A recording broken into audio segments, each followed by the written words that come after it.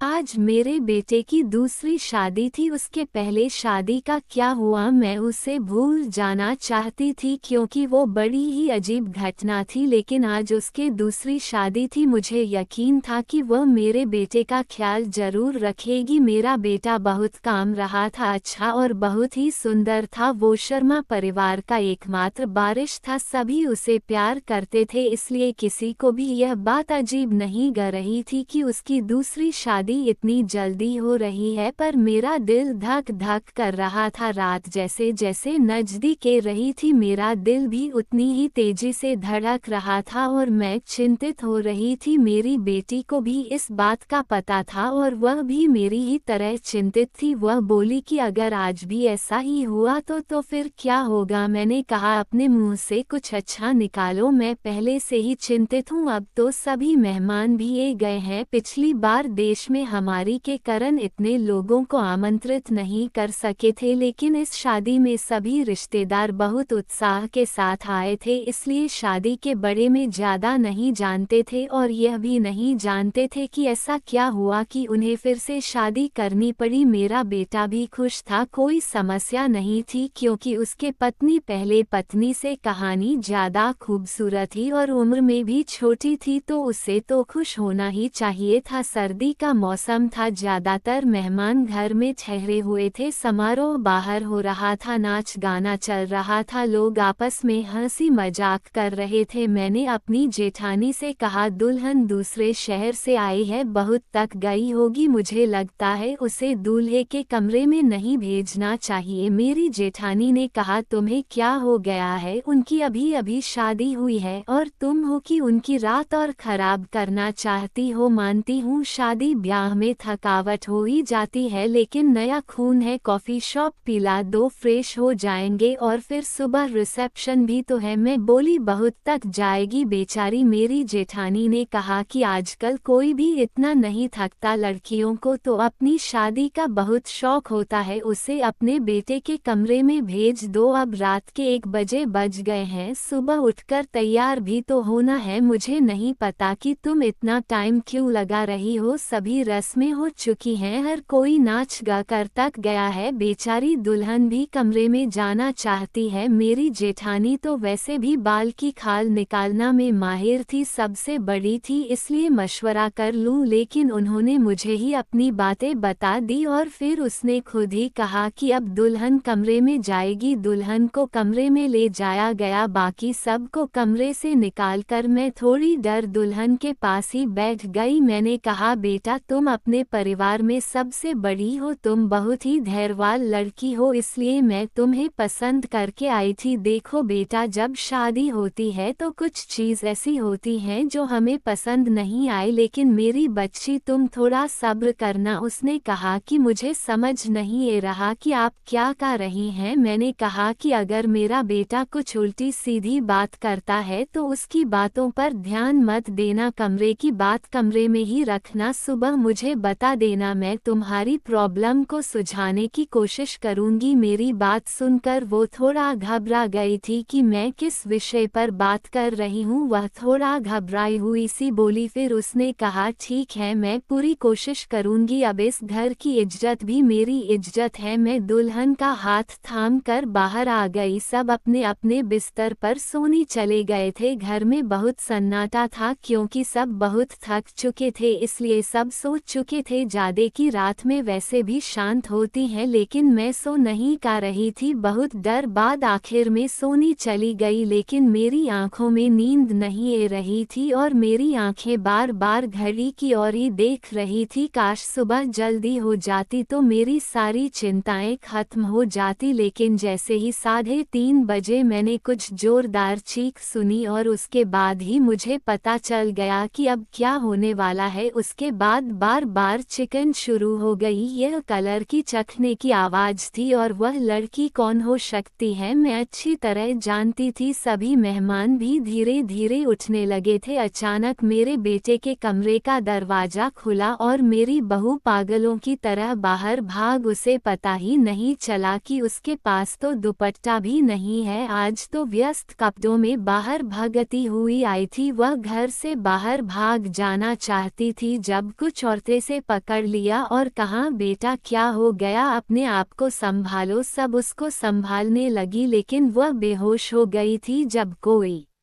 बेहोश होता है तो उससे पर पानी के चित वगैरह मारे जाते हैं, लेकिन मेरी बहू तो पानी के चित करने पर भी होश में नहीं आ रही थी। उसका पूरा शरीर ठंडा पड़ गया था। उसे फौरन अस्पताल ले जाया गया। मैं उसे अस्पताल ले जाना नहीं चाहती थी क्योंकि फिर से वही तमाशा बन जाता, लेकिन और कोई चारा भी नहीं था। बेचारी बच्ची किसी भी तरह होश में नहीं आ रही थी। उसके माँ बाप को भी बुला लिया, उन्होंने भी एक दूसरे के कानों में बातें करनी शुरू कर दी। पता नहीं हमारी बेटी को क्या हो गया है, पता नहीं उसके साथ क्या सुलूक क्या है। वो सब लोगों को मुझे अजीब सी नज़रों से देख रहे थे। सवाल ही सवाल थे हर तरफ हो और मैं बेचारी परेशान से ही हॉस्पिटल में घूम रही थी। मैंने घर आकर अपने बेटे से पूछना चाहा कि अब उसने क्या किया है तो वह कमरे में ही नहीं था। उसका फ़ोन भी बैंड था। कमरे की हालात तो बिल्कुल नॉर्मल थी, कोई भी ऐसी हरकत नहीं लग रही थी कि जैसे कोई चीज़ टूटी होती या उसने अपनी बीबी पर हाथ उठाया होता। लोगों के सवालों से बचाने के लिए शायद मेरा बेटा आरव कहीं चला गया था। फिलहाल तो मुझे बहू की फिक्र थी। मैं अस्पताल वापस से गई। 2-3 घंटे में अस्पताल वालों ने मेरी बहू को छुट्टी दे दी। मेरी बहू हमारे घर नहीं आना चाहती थी, वह बहुत ज़्यादा घबराई हुई थी, लेकिन उसको मन से समझाया कि तुम्हारी ससुराल ही चलते हैं, नहीं तो लोगों को मैं क्या जवाब दूंगी, लोग तरह तरह की बातें बनाएंगे। मैंने भी अपनी बहू को समझाया कि बेटा सुबह मुंह दिखाई की रस्म पूरी हो जाए फिर अपनी माँ के घर चली जाना, मैं तुम्हें नहीं रोकूंगी। मेरी बात सुनकर मेरी बहू गुस्से में एक गई और बोली, भाड़ में गई आपकी रस्में, मैं आपके घर में एक पाल के लिए भी नहीं रखूंगी। मैं अपने घर जाऊंगी और मुझे अपने घर जान से ना कोई समाज रोक सकता है ना कोई कानून। मैं एक पढ़ी लिखी लड़की हूँ और मुझे अपनी जिंदगी अपने तरीके से जीने का हक है। मुझे आपके बेटे के साथ एक पाल भी नहीं रहना। मेरी बहू ने अपना फैसला सुना दिया था। मैं चुपचाप आंखों में आंसू लिए उसे देखते रही। ये तो पहले भी हो चुका था जब आरव की पहले शादी हुई थी। मेरी पहले बहू के साथ भी वही हुआ था। वह मेरी पसंदीदा लड़की थी, वह मेरी बेटी की दोस्त थी और वह उसे बहुत पसंद करती थी। वह उसे बहुत खुशी के साथ घर लेकर आई थी। इन लोगों ने हमारा बहुत सहयोग किया था। वो एक अमीर पिता की बेटी थी, वो बहुत अच्छी लड़की थी, मुझे भी उसका घराना अच्छा लगता था। कुछ ही दोनों में मैंने महसूस किया था कि जैसे वो आरव को पसंद करने लगी है और शायद इसीलिए रिश्ता भेजो गया था। लेकिन शादी के बाद उसके साथ भी ऐसा ही हुआ था। शादी के पहले रात वह भी चिल्लाते हुए कमरे से बाहर भाग थी और उसके बाद मेरे बेटे की शक्ल देखने से भी माना कर दिया था। सब ने उसे बहुत समझाया कि बेटा अपनी जिंदगी के बारे में तो सोचो, लेकिन उसने कहा कि मेरी जिंदगी तो बर्बाद हो गई है और अब इसे लड़की को भी समझाया जा रहा था, लेकिन वह भी कह रही थी अगर मैंने नहीं रहना तो मैं नहीं रहूंगी आपके बेटे के साथ। मेरा बेटा भी कोई जवाब नहीं दे रहा था, पता नहीं कहाँ चला गया था। लड़की का आप बार बार कह रहा था कि उसे व्यक्ति को बुलाओ, हम उसे पूछें कि उसने हमारी बेटी के साथ क्या किया है। सब उसे पर सवालों की बौछार कर रहे थे, लेकिन उसने चुप साध रही थी, कुछ भी नहीं बोल रहा था। थक कर सब खामोश हो गए। लड़की के माँ बाप भी आरव को भला बड़ा और धमकाकर चले गए। वह अपनी बेटी को भी साथ ले गए। अच्छा खास तमाशा हो गया। लड़की के माँ बाप ने हमारी बेइज्जती करने में कोई कसार नहीं छोड़ी थी, लेकिन आरव अपने मुंह से एक शब्द भी नहीं बोल रहा था। आरव के पिता तो पहले ही इस दुनिया से जा चुके थे। सारी बेइज्जती मुझे अकेले ही सहनी पड़ी। घर में जमा लोगों ने भी हमें अच्छे खासी बातें सुना डाली थी। लड़की की माँ तो काबू में ही नहीं आ रही थी। वो बहुत अच्छी कर मुझे भला बड़ा कह रही थी, लेकिन उसमें उसे बेचारी की क्या गलती थी। आखिर उसकी बेटी की जिंदगी तबाह हो गई थी। आज खुद को बहुत अकेला महसूस कर रही थी मैं। कशु आरव के पिता होते तो इतनी जल्दी हिम्मत ना हारती। लोगों के तानों को मैं अकेले ही सुनती रही। आरव बड़ा था, आरव से छोटी मेरी एक बेटी थी जो कॉलेज में पढ़ती थी। सब लोग आपस में कान्हा इस कर रहे थे। आरव को लेकर तरह तरह की कहानी बनाई जा रही थी। कोई कर रहा था पता नहीं, शायद आरव पागल है तो कोई का रहा था लगता है आरव दिमागी मैरिज है तो कोई का रहा था पता नहीं। उसने नई दुल्हन के साथ ऐसा क्या किया कि वह इतना ज्यादा डर गई। जितनी मुंह उतनी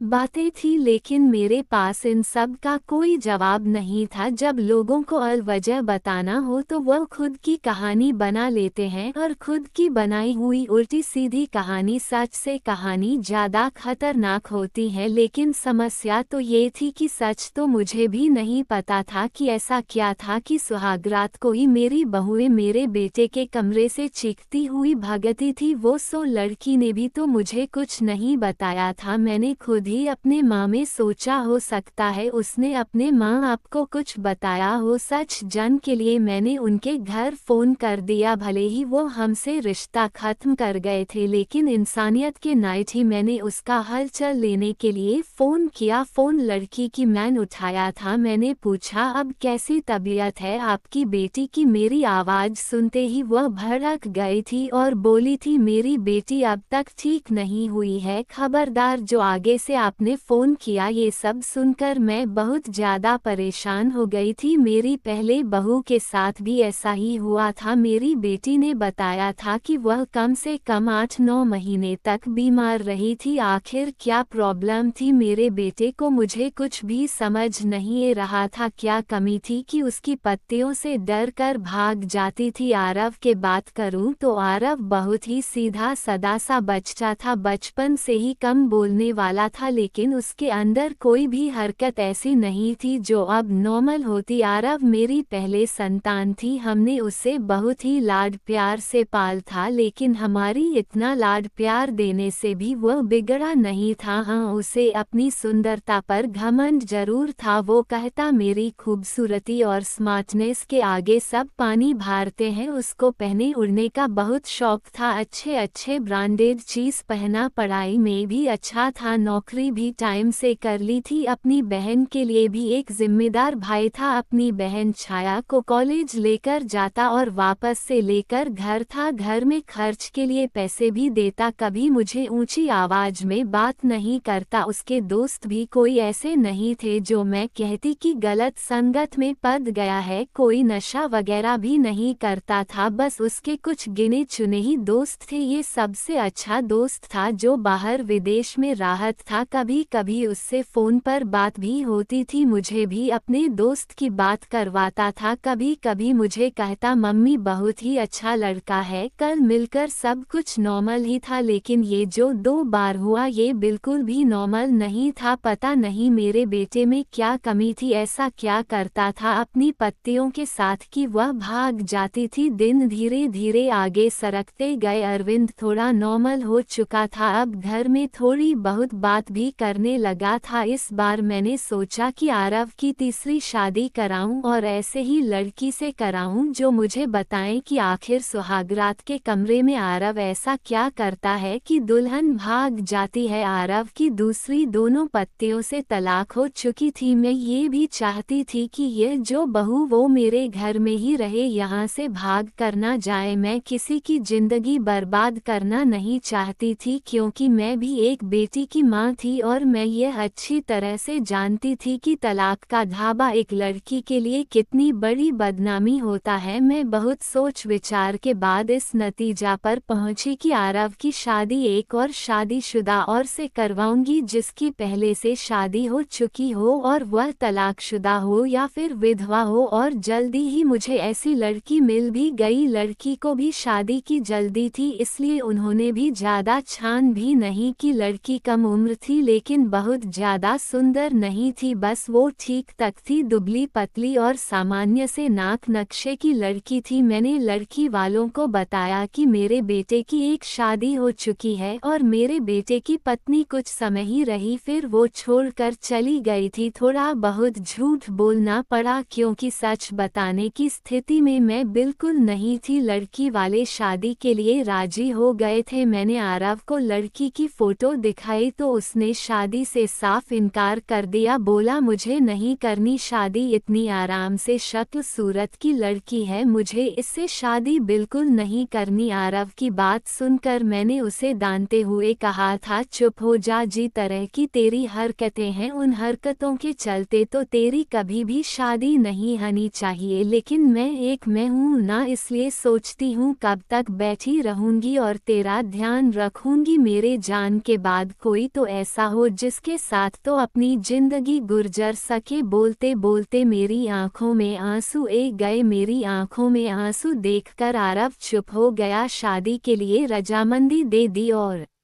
उठकर कमरे में चला गया। कहानी ना कहानी आरव के दिल में चोर जरूर था, वो मुझे नजरें चुरा रहा था, लेकिन इस बार मैंने भी तय कर लिया था कि मैं सच जानकारी रहूंगी। मैंने पहले ही सोच लिया था कि इस बार मैं लड़की को अपने भरोसे पर ले लूंगी, लेकिन उसे यह नहीं बताऊंगी कि पहले उसकी पटिया दरकार भाग गई थी। उसे प्यार से समझा दूंगी, उसे भरोसा दिलाऊंगी कि अगर कुछ ऐसी वैसी बात है तो मुझे बताएं, मैं उसकी समस्या का समाधान करूंगी। पर इस बार शादी का प्लान बहुत ही सादगी से करने का था और फिर मैंने बहुत ही सादगी से आरव की शादी कर दी। लड़की का नाम नेहा था, बहुत ही प्यारी बच्ची थी। मेरी बेटी ने माना भी किया था कि मम्मी रहने दे, भाई को भाई के हाल पर छोड़ दे, लेकिन मैंने उसे समझाया था कि बेटा हो सकता है तेरे भाई के साथ कुछ मसाला हो जिसे सुलझाना हमारा फर्ज है। शादी निपट गई। इस बार मैंने ज्यादा मेहमानों को नहीं बुलाया था, घर में कुछ ही मेहमान थे जो कि मेरे रिश्तेदार नहीं बल्कि मेरे कुछ जान वाले थे। मेरी नेहा को मैं आरव के कमरे में ले गई, उसे बेड पर बिठाते हुए मैंने नेहा का हाथ अपने हाथों में लिया और उसे हल्के से दबाते हुए बोली, नेहा बेटा तुमसे बहुत ही जरूरी बात करनी है, बहुत ही ध्यान से मेरी बात सुनो। नेहा आश्चर्य से मुझे देखने लगी कि भला ऐसी कौन सी जरूरी बात है जो अभी करनी है। मैंने रश्मि को समझते हुए कहा, बेटा आरव से शादी के लिए राजी नहीं था, बहुत ही मुश्किल से मैंने उसे शादी के लिए तैयार किया है। हो सकता है मेरा बेटा कुछ अजीबोगरीब हरकतें करे, हो सकता है तुम्हें डरने की कोशिश करे जिससे कि तुम उसे छोड़कर भाग जो, लेकिन बेटा तुम्हें डरना नहीं है, जो भी हो तुम्हें सब कुछ मुझे बता देना है, बस तुम्हें उसके डरने धमकाने में या उसकी बटन में आने की जरूर नहीं है। नेहा ने मेरी बात को सुनकर हमें सिर्फ हिल दिया था। मैं थोड़ी संतोष हुई थी और नेहा को आराम करने का बोलकर बाहर गई। मैं अपने कमरे में नहीं गई, बहरहाल मैं बाहर सोफे पर ही लेट गई। छाया को मैंने उसके कमरे में भेज दिया कि तुम जो सो जो, बहुत रात हो चुकी है। छाया कमरे में जा चुकी थी, लेकिन जाते जाते उसने कहा था कि मम्मी जी आप जो भी कर रहे हैं गलत कर रहे हैं, आप भी हर समस्या का हाल सिर्फ शादी ही समझती है, आपको किसी की बेटी की जिंदगी को यूं बर्बाद नहीं करना चाहिए। छाया जा चुकी थी और मैं सोफे पर लेटी दिल ही दिल में अपने भगवान को याद कर रही थी और दुआ मांग रही थी कि है भगवान ये रात अच्छे से बीत जाए। बहुत ही खामोशी थी, ऐसा ग रहा था जैसे तूफान से आने की पहले की खामोशी हो। घड़ी की टिक टिक भी मेरे सर पर हाथ और एक तरह ग रही थी। मैं अपने भगवान को मनाने में लगी हुई थी कि तभी वही हुआ जिसका मुझे डर था। नेहा चकते हुए बाहर आई थी और पागलों की तरह घर के बाहर भाग जाना चाहती थी। मैंने जैसे तैसे करके उसे बाहर गेट के अंदर लिया था, मैंने उसे जैसे तैसे समझा कर थोड़ा शांत किया था। वो कुछ बोलने की स्थिति में नहीं थी। जब थोड़ा शांत हुई तो बाद हवासी में बोली कि आपको अपने बेटे की पहले मेडिकल जांच करनी चाहिए थी, अगर अगर आप ऐसा कर लेती तो आपको और मुझे ये दिन देखना नहीं पड़ता। नेहा तो बहुत ही समझदार थी, उसके पास तो कोई दूसरा ऑप्शन भी नहीं था, वो तो हर हाल में से शादी को निभाना की सोचती। लेकिन नेहा ने भी इस रिश्ते को नहीं निभाया और वो आरव को छोड़कर चली गई। दूसरे दिन नेहा के घर से फोन आया कि अपने बेटे से कहकर हमारी बेटी को तलाक दिवा दो, नहीं तो हम ये कम अदालत से भी कर सकते हैं। मसादमे की हालात में फोन पकड़े वही सोफे पर बैठ गई, यानी कि अब आरव को कोई मजबूरी में भी अपने के लिए तैयार नहीं था। पहले मैं जो बहू आई थी वह अमीर घराने की और सुंदर पढ़ी लिखी थी, लेकिन नेहा तो विधवा थी, गरीब घराने की थी और बहुत ज्यादा सुंदर भी नहीं थी। नेहा को मैंने पहले ही सब कुछ समझा भी दिया था और तब भी वो इतना ज्यादा बदहवास हो गई थी। आखिर ऐसी क्या कमी थी मेरे बेटे में? हम जो जेवरात और दुल्हन को देते थे, दुल्हन के घर वाले शादी के दूसरे ही दिन वापस कर देते थे। मैं तो दहेज भी नहीं लेती थी। फिर आखिर ऐसा किया था कि ऐसे खूबसूरत पढ़े लिखे और अमीर लड़के को छोड़कर भी लड़कियां भाग जाती थी। मेरा दिमाग सोच सोच कर फटा जा रहा था, कैसे पता लगाऊं कि आखिर बात क्या है। आरव भी अपने मुंह से कुछ खाने को तैयार नहीं था। जब भी इस बड़े में कुछ बात करने की कोशिश करती तो वो उठकर बाहर चला जाता, मुझे बात करने का मौका ही नहीं देता। लेकिन अब मैं हर वक्त तो आरव पर नजर रखना लगी थी, उसकी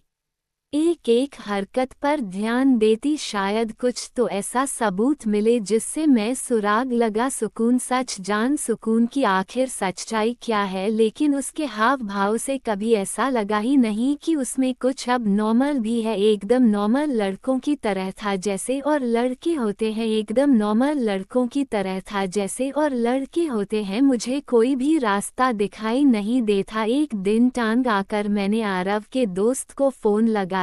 इस विदेश में रहने वाले दोस्त को मैंने पूछा, नील तुम्हारे बिना के इकलौते दोस्त हो जिससे आरव अपने दिल की सारी बातें करता है, मुझे आरव के बारे में सब कुछ बताओ। उसने अपने जीवन के बारे में तुम्हें जरूर कुछ ना कुछ बताया होगा। लेकिन ये सुनकर तो मैं हैरान हो गई कि उसने अपने दोस्त को अपने बारे में कुछ भी नहीं बताया था। और बस यही बात मुझे बहुत अजीब लगी कि उसने अपने दोस्त को ये भी नहीं बताया कि मेरी 3 शादियां हो चुकी हैं और मेरी तीनों पत्नियां मुझे छोड़कर भाग गई हैं। लेकिन उसने ये बात अपने दोस्त को नहीं बताई जो कि उसका सबसे अच्छा दोस्त था। यह मुझे काफी अजीब लग रहा था, लेकिन शायद उसने नहीं बताया हो क्योंकि वो शर्मिंदा होना नहीं चाहता होगा। शादी की रात ही पत्नी का भाग जाना, वह भी 3 पत्तियों का। धीरे धीरे 8 महीने और गुजर गए। घर में सब कुछ नॉर्मल चल रहा था, लेकिन आरव को लेकर मैं बहुत ज्यादा परेशान थी। ऐसा क्या था जो दुल्हन शादी की रात को ही भाग जाती थी? मैंने अनुसार फिर से आरव की शादी के लिए सोचा और इस बार मैंने ठान लिया कि सच्चाई जानकर ही रहूंगी। इस बार मैंने लड़की को सब कुछ बता दिया, कुछ भी नहीं छुपाया। और लड़की भी किसी ऐसे घर से लाई थी जिसे शादी की सख्त जरूर थी, क्योंकि यह लोग बहुत ही गरीब थे और उसके घर में उसके 2 छोटे भाई थे। मैंने कहा, तुम्हारे दोनों भाइयों की पढ़ाई की जिम्मेदारी मेरे ऊपर है और शादी में भी आप लोगों को कुछ भी खर्च नहीं करना पड़ेगा। लड़की को तो मैंने राजी कर लिया था, लड़की के माँ बाप भी राजी हो गए, लेकिन मैंने ये बात लड़की के माता पिता को नहीं बताई थी बस, और लड़की को बता दी थी। लड़की थोड़ी घबराई हुई थी क्योंकि मैंने शादी से पहले ही सारी बातें लड़की को समझा दी थी। पहले तो वो बहुत ज्यादा डर गई, फिर खुद को संभालते हुए बोली कि कुछ भी हो मैं इसे शादी के लिए तैयार हूँ। अगर मेरे थोड़े से त्याग से मेरे भाइयों की जिंदगी बनती है तो उसमें बुराई क्या है? जो कुछ भी होगा उसे सहन करूंगी, और वैसे भी सारे समझौते औरतें को ही करने पड़ते हैं। लड़की जिसका नाम सीमा था भले ही गरीब घर की थी लेकिन बहुत ही संस्कारी और समझदार लगी। मुझे दिल ही दिल में खुश हुई कि अगर सीमा सीमा मेरी बहू बनती है और मेरे घर में टिकी रहती है तो यह मेरे लिए बहुत ही सौभाग्य की बात होगी। संस्कारी होने के साथ साथ सीमा बहुत ही खूबसूरत भी थी। इस बार शादी मंदिर में हुई थी, सब कुछ ठीक था और हैरानी की बात तो ये थी कि रात भी गुजर चुकी थी और सुबह हो चुकी थी। सुबह होते ही मैंने कमरे का दरवाजा खटखटाया लेकिन किसी ने दरवाजा नहीं खोल। मैं बहुत परेशान थी, कोई दरवाजा नहीं खोल रहा था। थोड़ी देर बाद कमरे की दूसरी चाबी लेकर आई और मैंने खुद ही दरवाजा खोल कमरे के अंदर का दृश्य देखकर मेरी सीख निकाल गई क्योंकि मेरी बहू बेहोश पड़ी थी। आरव कमरे में कहानी भी नजर नहीं आ रहा था, शायद बाथरूम में था। मैंने जल्दी से डॉक्टर को बुलाया। डॉक्टर ने कहा कि वह सिर्फ डर की वजह से बेहोश हुई है, उसके शरीर पर किसी भी तरह के कोई चोट के निशान नहीं है। आरव के चेहरे से भी चिंता झलक रही थी, ऐसा लगता था कि जैसे वो भी परेशान है। इन सब हालातों से अच्छे से चेकअप करने के बाद और कुछ दवाइयां देकर डॉक्टर साहब चले गए थे। डॉक्टर ने कहा था कि सीमा को जल्दी ही होश आ जाएगा। आरव भी तैयार होकर अपने ऑफिस के लिए निकाल गया था। मैं सीमा के पास ही बैठी रही। थोड़ी देर में सीमा ने आंखें खोल दी थी। होश में आते ही वह बाहर की तरफ भाग थी, यह कहते हुए कि मुझे यहाँ नहीं रहना, मुझे अपने घर जाना है, अपने मम्मी पापा के पास। मैंने सीमा का हाथ पकड़ लिया। सीमा, तो मैं ऐसा नहीं कर सकती, मैंने तो तुम्हें सारी सच्चाई बता दी थी और तुम माँ भी गई थी, फिर तुम वैसा क्यों कर रही हो? लेकिन सीमा मेरी कुछ भी सुनने को तैयार नहीं थी, रोती हुए बोली, आंटी जी मुझे माफ़ कर दो, मैं मजबूर हूँ, मैं यहाँ नहीं रह सकती, आप बेफिक्रे रहें, मैं अपने मम्मी पापा को कुछ नहीं बताऊंगी, सब कुछ हैंडल कर लूंगी, बस आप मुझे इस घर में रहने को ना कहें। लेकिन सीमा मुझे बताओ तो सही, आखिर ऐसा क्या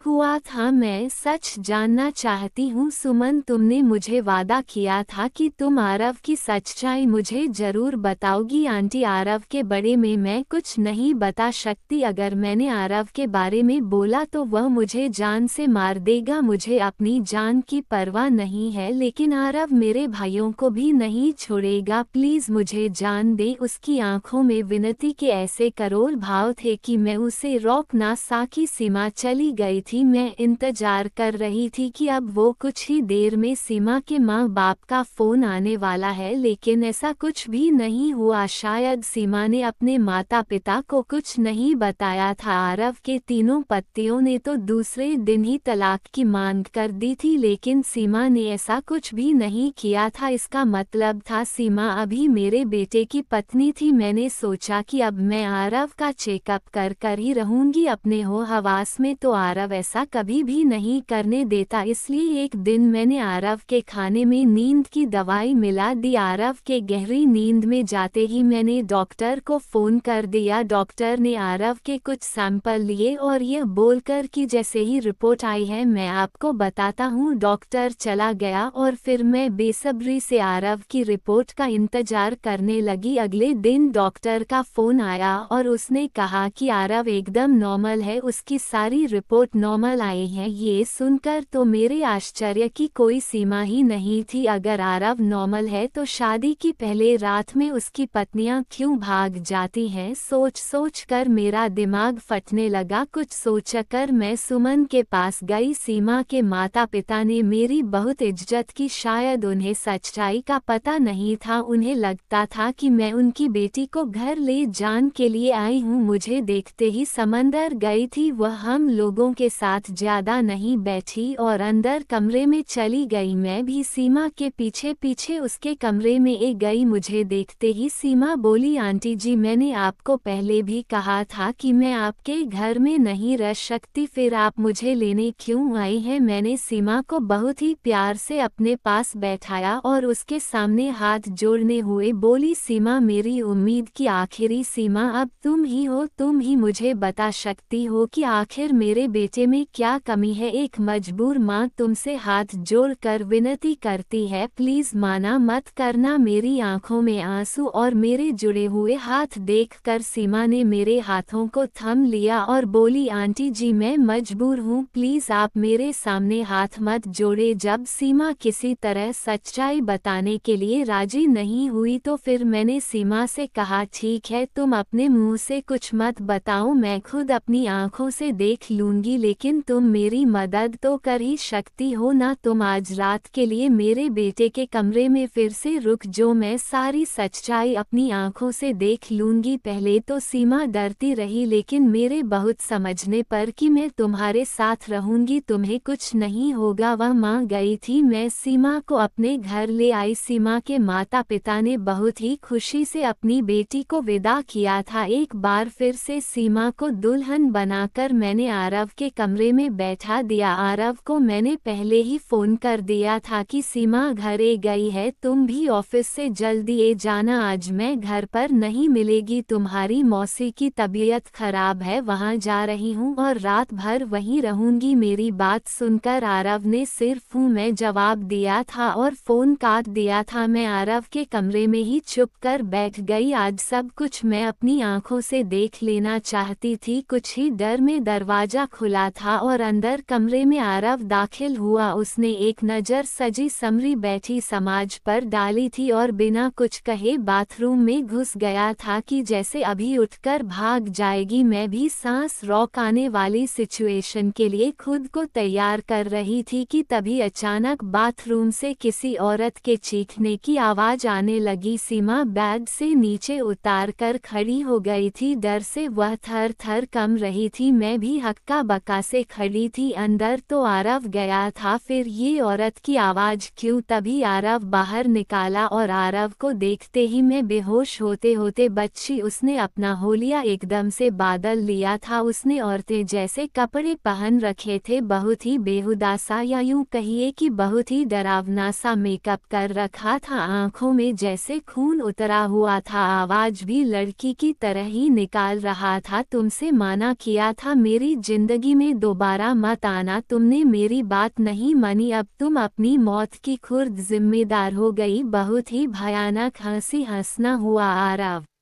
सीमा की तरह बड़ा था। सीमा सिख मारती हुई मेरे पास ए गई थी, मैं भी बाहर ए गई थी और आरव को रोकने की कोशिश कर रही थी। आरव क्या हो गया है तुम्हें, तुम होश में तो हो? आरव ने मुझे जोर से धक्का दिया था। कौन? आरव, प्रीति नाम है मेरा। मौका देखकर सीमा कमरे से भाग गई थी। इससे पहले आरव फिर से मेरे पास आता, मैं भी कमरे से बाहर निकली और कमरे को बाहर से बैंड कर दिया। आरव के भयानक हंसी मुझे बाहर तक सुने दे रही थी। मैं देर सेमी सीमा को अपने साइन से लगा रखी थी, हालांकि मैं खुद भी बहुत ज्यादा सख्ते में थी और डरी हुई थी। आंटी जी मुझे नहीं बनना है, आरव मुझे जिंदा नहीं छोड़ेगा। उसने मुझे कहा था अगर मैंने किसी को कुछ बताया तो वह मुझे मार डालेगा, साथ में मेरे भाइयों को भी। मुझे और मेरे भाइयों को बचा लो आंटी जी, कुछ नहीं होगा। सीमा शांत हो जो, मैं सब कुछ संभल लूंगी। मेरा दिमाग थोड़ा थोड़ा काम करना शुरू किया तो सबसे पहले ख्याल मेरे दिल में यही आया कि शायद आरव पर किसी भूत का साया है। आरव को मैंने अपने रूम में ही सुला लिया था। सुबह उठाते ही सबसे पहले मैंने अपने फैमिली डॉक्टर को फ़ोन किया था। 9 बजे डॉक्टर हमारे घर पर थे। मैंने उन्हें सारे हालात से अवगत कराया, साथ ही मैंने डॉक्टर से ये भी कहा कि मुझे लगता है आरव पर किसी भूत का साया है। मेरी बात सुनकर डॉक्टर ने कहा था मुझे नहीं लगता ये किसी भूत का साया है, मुझे तो आरव एक दिमागी मैरिज लगता है उसे, पर पागलपन के डर पड़ते हैं, ऐसे मारिए थे किसी मूवी या किसी कहानी में दब जाते हैं और इसके करैक्टर में खुद को उतार लेते हैं। लेकिन आप टेंशन ना लेने, इस मर्ज का इलाज है अपनों के प्यार से और कुछ दवाइयाँ के जारी मैरिज ठीक हो जाता है। थोड़ा टाइम लगता है बट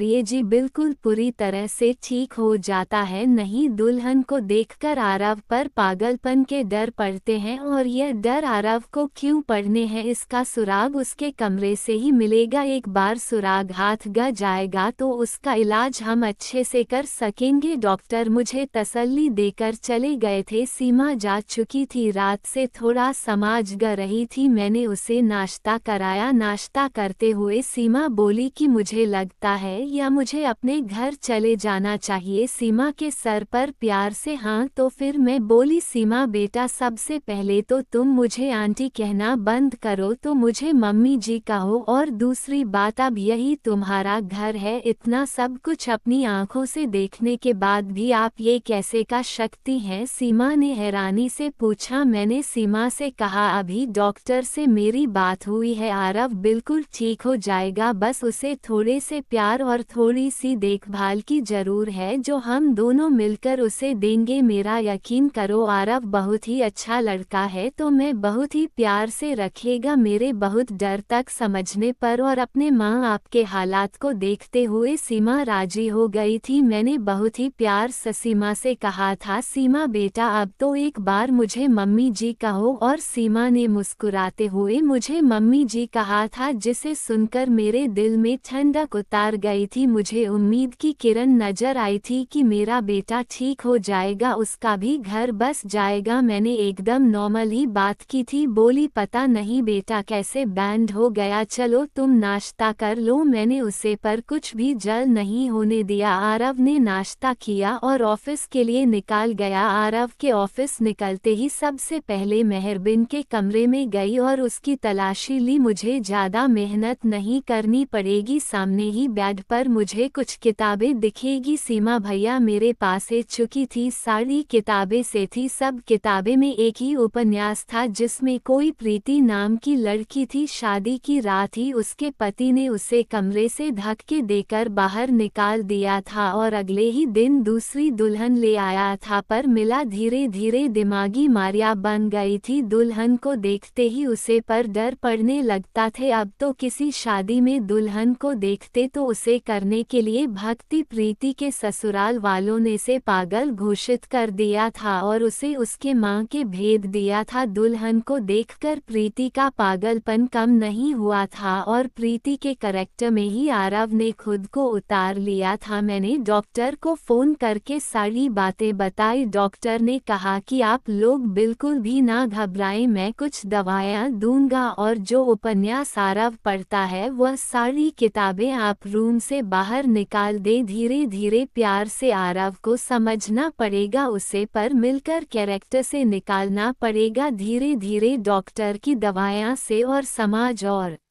मेरी मेहनत से आरव ठीक होने लगा था। सीमा आरव के सामने सिंपल सी रहती थी, कोई भी बना उसे रंग नहीं करती थी। आरव के व्यवहार में बहुत बदलाव आने लगा था, उसकी आंखों में अब मैंने सीमा के लिए प्यार देखा था। सीमा कहानी भी जाती, आरव की निगाहें उसका पीछा करती थी। आरव का इलाज चलते आज 4 महीने हो चुके थे। सीमा ने जैसे मेहनत और लगन से मेरा साथ दिया था, उसकी मैं कायल हो गई थी। कोई बहुत ही अच्छे कर्म किया होंगे जो मुझे सीमा जैसी बहू मिली। सीमा अभी मेरे साथ मेरे कमरे में ही सोई थी, लेकिन आज मैंने सोच लिया था कि सब कुछ फाइनल हो जाना चाहिए। मुझे पूरा विश्वास है कि आरव बिल्कुल ठीक हो चुका है। मैंने सीमा से कहा कि सीमा आज तो मैं आखिरी कम और उठाना पड़ेगा, इसके बाद तुम्हारी जिंदगी में खुशियां ही खुशियां होगी। से मेरी तरफ देखने लगी। फिर मैंने उसे समझाया कि सीमा आज तुम्हें दुल्हन बनकर आरव के कमरे में बैठना होगा। मेरी बात सुनकर समंदर गई थी, लेकिन फिर जल्दी ही संभल भी गई। शायद भी यकीन था कि अब ठीक हो चुका है। वह भी आरव की प्यार भारी नजरों को समझ चुकी थी। सीमा तुम्हें डरने की कोई जरूर नहीं, तुम दरवाजा खुला रखना, दरवाजे के बाहरी में खड़ी रहूंगी जब तक कि तुम दोनों के बीच में सब कुछ ठीक नहीं हो जाता। जैसे ही तुम्हें कुछ गलत लगे तो फौरन बाहर आना। रात को आरव के आने से पहले ही मैंने सीमा को दुल्हन की तरह सजाया। आरव के बैग को भी बहुत ही खूबसूरती से सजाया था। मैंने आरव के आने का टाइम हो गया था। मैंने सीमा को सजी सहाय बेड पर बिठा दिया और बाहर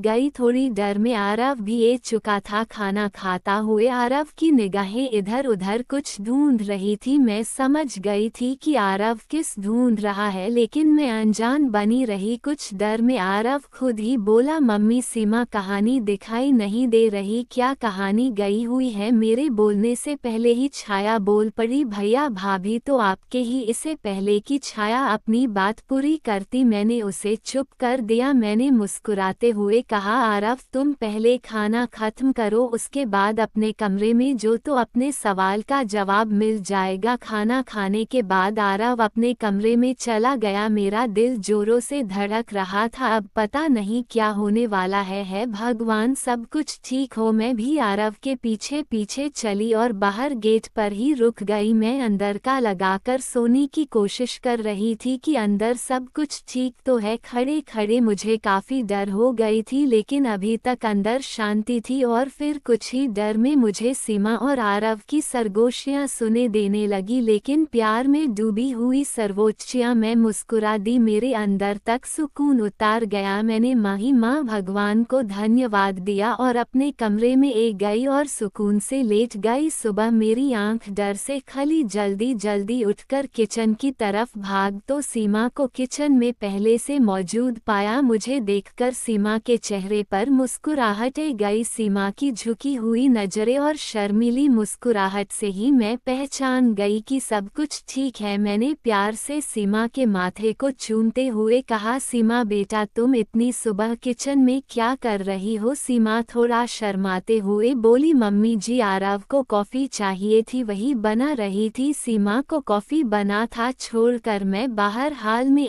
गई और सोफे पर बैठकर मैंने आंखें बंद कर ली। आज मेरे आरव के और सीमा के जीवन में खुशियां ही खुशियां थी। भगवान मेरे परिवार को किसी की नजर ना लगे। तो दोस्तों